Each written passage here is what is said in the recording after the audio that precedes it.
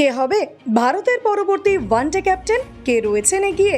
রইল তালিকা। চলছে ইংল্যান্ডের সঙ্গে ভারতের টেস্ট সিরিজ, যেখানে প্রথমবার ভারতের হয়ে অধিনায়কত্ব করতে দেখা যাচ্ছে শুভমান গিলকে। আইপিএল এর মাঝপথে টেস্ট ক্রিকেট থেকে রোহিত শর্মা অবসর নিতেই চাপে পড়ে যায় ক্রিকেট বোর্ড। তারপর অনেক আলোচনার মধ্য দিয়ে গিলের নাম উঠে আসে, আর তাকেই করা হয় ভারতের টেস্ট ক্যাপ্টেন। এবার সময় হয়েছে শ্রীলঙ্কার সঙ্গে ওয়ানডে ম্যাচের। ইংল্যান্ড থেকে ফিরে ভারতের ওয়ানডে টিম যাবে শ্রীলঙ্কায়। সেখানেই হবে এক দিবসীয় ক্রিকেট ম্যাচ, কিন্তু সেই ম্যাচে কে হবেন অধিনায়ক? টেস্টের পর ওয়ানডেতেও টিম ইন্ডিয়ার অধিনায়ক হিসেবে দেখা যাবে না রোহিত শর্মাকে। তাই এখন প্রশ্ন একটাই, কে হবে ভারতের পরবর্তী ওয়ানডে ক্যাপ্টেন? সেই তালিকায় নাম রয়েছে 4 প্লেয়ারের।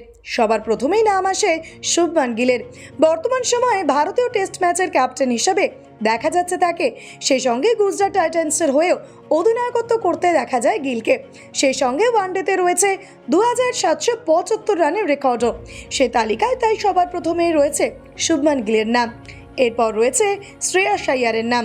2024 সালে অধিনায়ক হিসেবে কলকাতা নাইট রাইডার্সের হয়ে ট্রফি জয় করা এই প্লেয়ার ওয়ানডেতে 2845 রান করেছেন। আবার গত সিজনে অধিনায়কত্ব করতে দেখা গিয়েছে পাঞ্জাব কিংসের হয়েও, তাই এই প্লেয়ারের কথাও মাথায় রাখছে বোর্ড। এরপর অলরাউন্ডার হার্দিক পান্ডিয়ার নাম রয়েছে। মুম্বাই ইন্ডিয়ান্সের অধিনায়ক হওয়া থেকে শুরু করে ওয়ানডেতে 1094 রান করা এই প্লেয়ার টেস্ট ক্রিকেট না খেললেও একদিবসীয় ক্রিকেটে তাকে অধিনায়ক করা যেতেই পারে। আর সবশেষে রয়েছে কেএল রাহুলের নাম।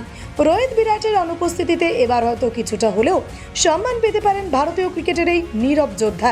তাই প্লেয়ারের নামও বাদ দেওয়া যাচ্ছে না। এবার বলুন, আপনি কাকে দেখতে চান ভারতের ওয়ানডে ক্যাপ্টেন হিসেবে?